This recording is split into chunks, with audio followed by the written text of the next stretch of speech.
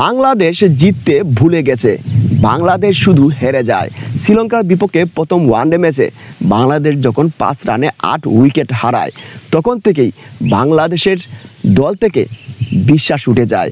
বাংলাদেশ কখনো জিততে পারবে না এমন মন মানসিকতা সবার মধ্যেই তৈরি হয়। কিন্তু শ্রীলঙ্কার বিপক্ষে দ্বিতীয় ওয়ানডে বাংলাদেশ জয় পেয়েছে এবং বাংলাদেশ যে এভাবেও ঘুরে দাঁড়াতে পারে সেটা তারা আবারও প্রমাণ করলো। প্রিয় দর্শক, গতকাল ছিল শ্রীলঙ্কার বিপক্ষে দ্বিতীয় ওয়ানডে ম্যাচ। আর এই ম্যাচে প্রথমে বাংলাদেশ ব্যাটিংয়ে এসে 45.5 বলে অল আউট হয়ে যায়, তাও 248 রানে।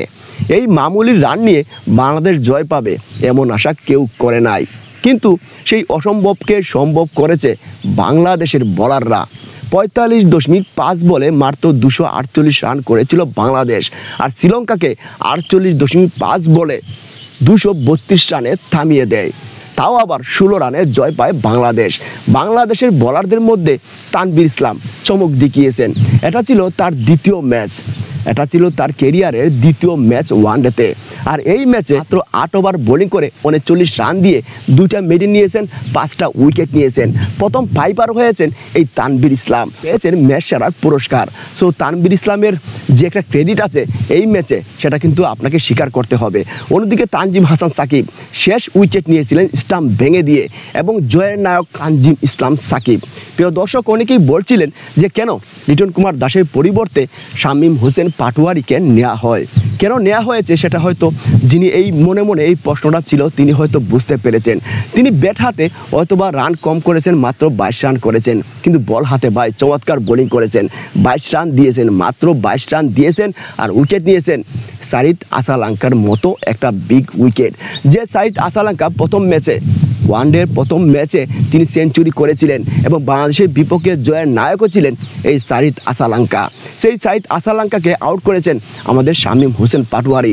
সব মিলিয়ে দুর্দান্ত একটা খেলা খেলছে বাংলাদেশ গতকাল।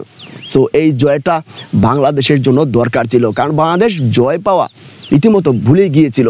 সো এই বাংলাদেশকে নিয়ে আমরা স্বপ্ন দেখি, আমরা আশা করছি বাংলাদেশ অনেক দূর এগিয়ে যাবে। সো ব্যাটিংও বাংলাদেশ চমৎকার করেছে। পারভেজ হোসেন ইমন চমৎকার ব্যাটিং করেছেন, রান করেছেন 61। সো আমরা চাই আরও দূর এগিয়ে যাক বাংলাদেশ। অন্যদিকে তাহিদ হৃদয় তিনিও 51 রান করেছেন। আর থার্ড ওয়ানডে ম্যাচ হবে আগামী 8ই জুলাই। সো এই ম্যাচটা যদি বাংলাদেশ জয় পায় তাহলে বাংলাদেশ সিরিজ জয় পাবে, কারণ বাংলাদেশ বর্তমানে সমতায় আছে। শ্রীলঙ্কার বিপক্ষে বাংলাদেশ সমতায় আছে 1-1-এ। সো আরেকটা ওয়ানডে আছে 8ই জুলাই, সেই ম্যাচটা যদি বাংলাদেশ জয় পায় তাহলে সিরিজ জয় পাবে বাংলাদেশ। এমনটা আশা করছি বাংলাদেশ ঘুরে দাঁড়াবে, কারণ প্রথম ওয়ানডে ম্যাচেও কিন্তু বাংলাদেশ জিততে পারতো, কিন্তু একটা অঘটন হয়ে গেল। 100 রানের মাথায় যখন বাংলাদেশ ব্যাটিং করছিল, 100 থেকে 125 রানে 8 উইকেট হারায় বাংলাদেশ। অর্থাৎ যখন 5 রানে 8 উইকেট হারায় তখন থেকেই বাংলাদেশের একটা কুপা লেগে যায়। সো এমনটা যেন না হয়, বাংলাদেশ জয় ফিরুক এবং বাংলাদেশ সিরিজ জয় করুক।